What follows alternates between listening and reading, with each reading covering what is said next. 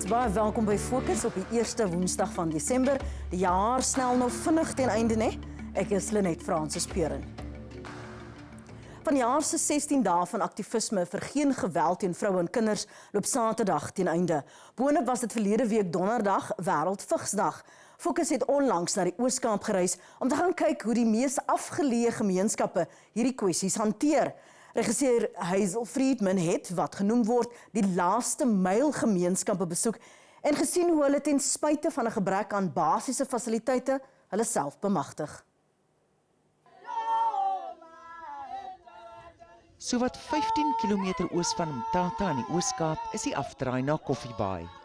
Dis hier waar die pad 'n smal kronkel grondpad word. Afhangende van die seisoene is die pad of 'n modderbad of die stof daal op jou neer. Om die pad veilig te bemeester, moet jy mooi mik om slaggate mis te ry, asook beeste, donkies en bokke. Tradisionele pondo-hutte is wyd verspreid oor die heuwels. Onder kolk die Indiese Oseaan, omring deur 'n diep afgrond en woude bestaande uit melkhout en wortelbome. Dis 'n beeldskone natuurlandskap, maar die mooi natuur staan in sterk kontras met die harde werklikheid van die daaglikse bestaan van plaaslike gemeenskappe. When you look into those areas, looking at the roads, they are so rough, they are so long, and health services are very far. And also when you look in those houses, in those homes, you see that there are women that are really struggling, even to get ends meet, even to have food. Like we have to listen to the community, what are their needs, what are their challenges. Die mense wat hier woon, word die Laaste Myl gemeenskappe genoem, want hulle woon die verste van die hoofteerpaaie. Anderkant hulle is daar niks nie, net die wildernis.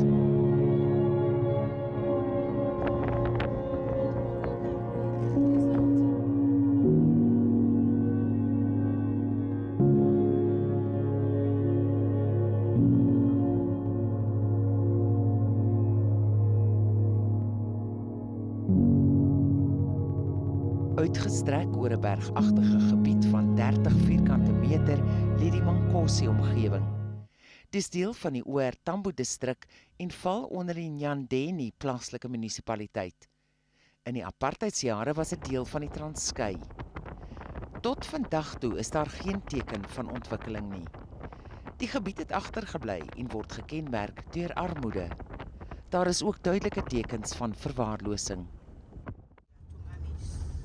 Ons besoek 'n Brits gebaseerde nie-regeringsorganisasie, One-to-One Children's Fund. Today we're going to Mankosi area. That is where we run our program. We have an office there where our mentormoeders and also supervisors meet.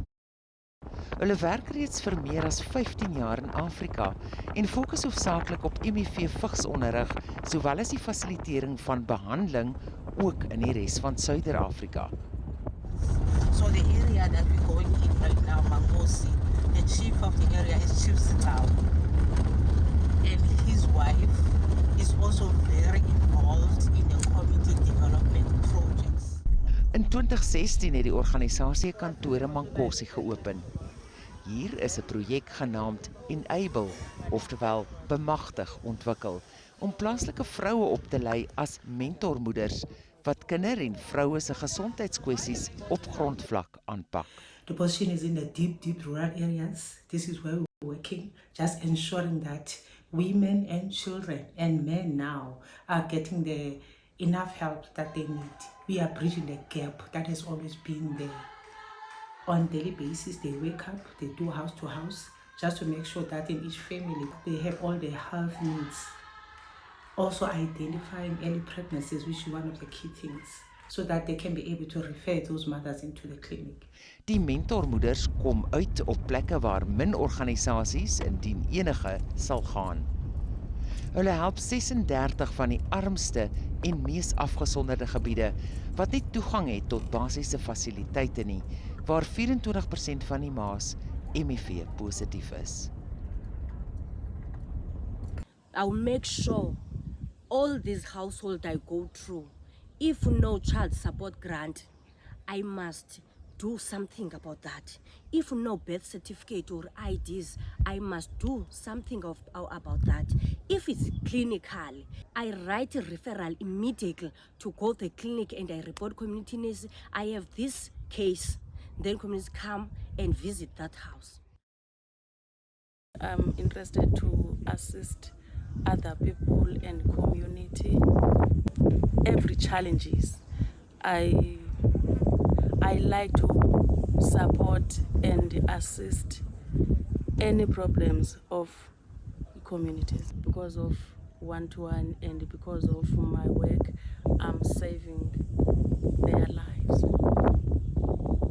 Yes. I am openly living with HIV, so I want to help my community members. So I thought when I joined the team, I will gain more and more information. It helped me because I continue to preach the word of disclosing and adherence and forming the support groups as well. Is to make sure that there is proper communication and also follow up and also making sure that the collaboration works. Die Mankosi kliniek in Tshwane naby Ndumbistrand is in 2010 gebou deur die plaaslike gemeenskap wat ook daarvoor betaal het. Hulle het hulle maatskaplike toelaag bymekaar gesit en die R250 000 betaal. Die departement van gesondheid stuur elke week 'n mobiele kliniek en verpleegpersoneel om na die gemeenskap se behoeftes om te sien. One-to-one is the one that has been recruiting, calling people, and this has been consistent, which was very great on our side because now people are able to get the service, they are bringing it closer to people. Ons laai 'n pasiënt op wat daarvan tevore geboorte moes geskenk het. Sy het duidelik baie pyn en een van die mentormoeders het haar in haar huis ingeneem. One-to-one qale ukuhlangana naye ngo-2017. I met one-to-one in 2017 when I was pregnant with my first child.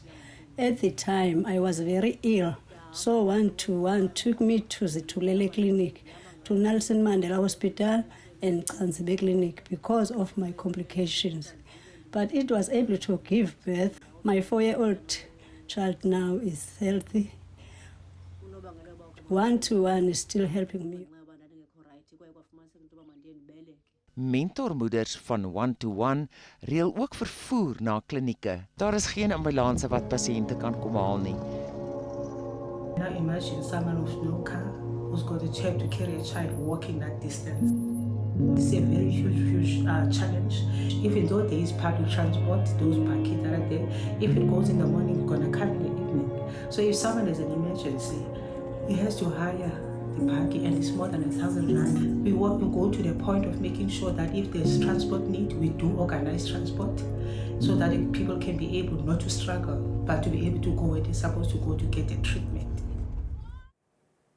Net hierna wys ons jou deel 2 van Hazel Friedman se verslag. Bly gerus ingeskakel.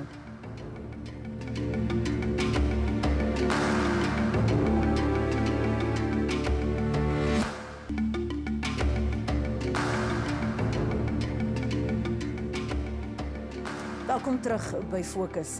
In deel 2 van haar verslag kyk Hazel Friedman spesifiek na hoe vroue in die verafgeleë Mankosi gebied daar in die Oos-Kaap geraak word deur die gebrek aan hulpbronne en fasiliteite.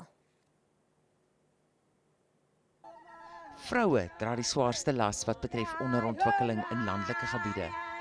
Hulle onderhou die klein landelike ekonomie en is meestal die hoof van hulle huishouding.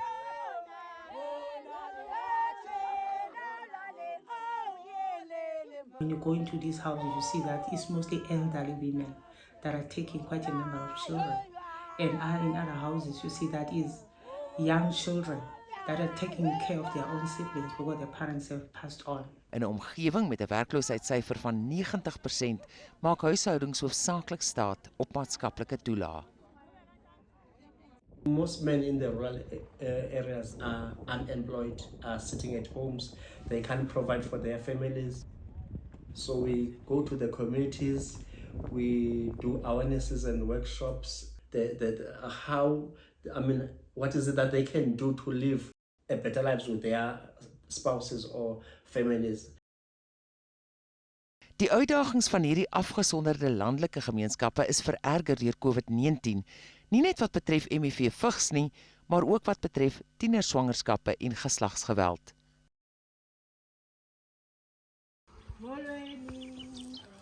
Most of them, they have single parents, no father next to for the needs of the child. Because of when the teenage have a pregnancy, the person is pregnant, that woman is run away. If the victim raped by the relative, then the head of relative said, no, don't talk about this, we will handle it with the family. We talk the young ladies, you must, when you have something wrong in your body, please don't keep quiet. Speak out.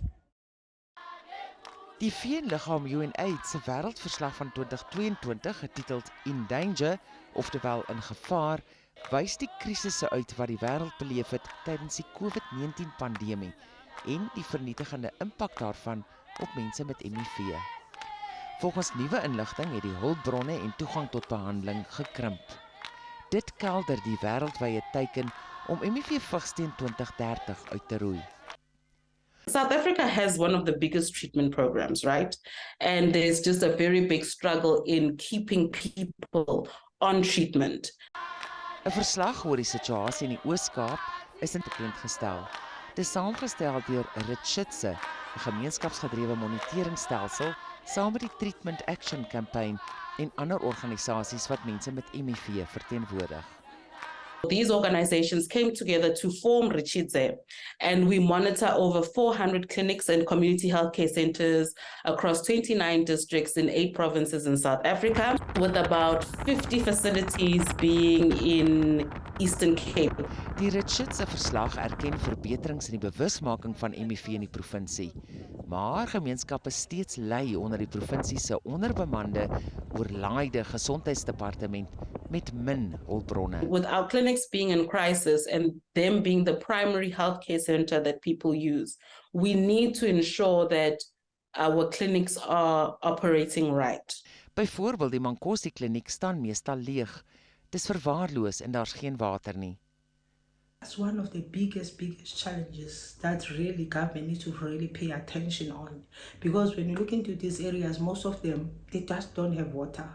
They have taps that are put there, but the water is like in the area that we're in today, the taps have been there for 2 years, there have been no running water from the taps. Now people have to go to the rivers. Look at the rivers, they are very far. Now we're talking who's ill. We're talking here about someone who's got quite a number of children.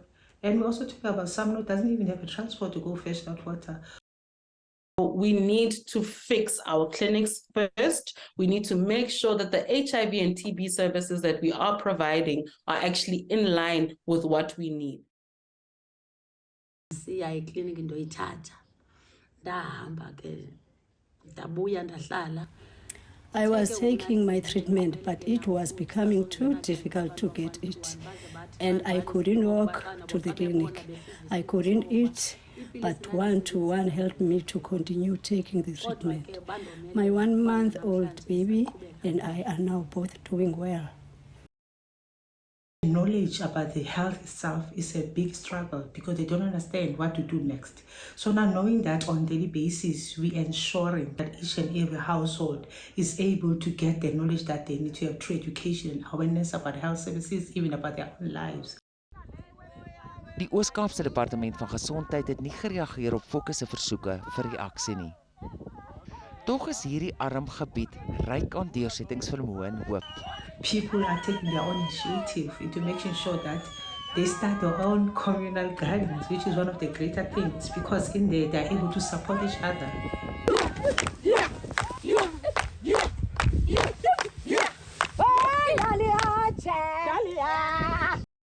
The goal in that program is to make sure that the youth in the areas that we work in can also be equipped with knowledge and skills, so that children can know that there's more to life than being there at the village. We train people to be trainers so that they can train their own communities, so they can be able to continue the project even if we no longer existing. Dis baie duidelik, dis die moeders daar van Mankosi in die Oos-Kaap wat daar die gemeenskap staande hou. Bly ingeskakel, net hierna besoek ons Steenkop in die Noord-Kaap, waar inwoners nou ook onder bende geweld gebuk gaan. Ons is nou terug.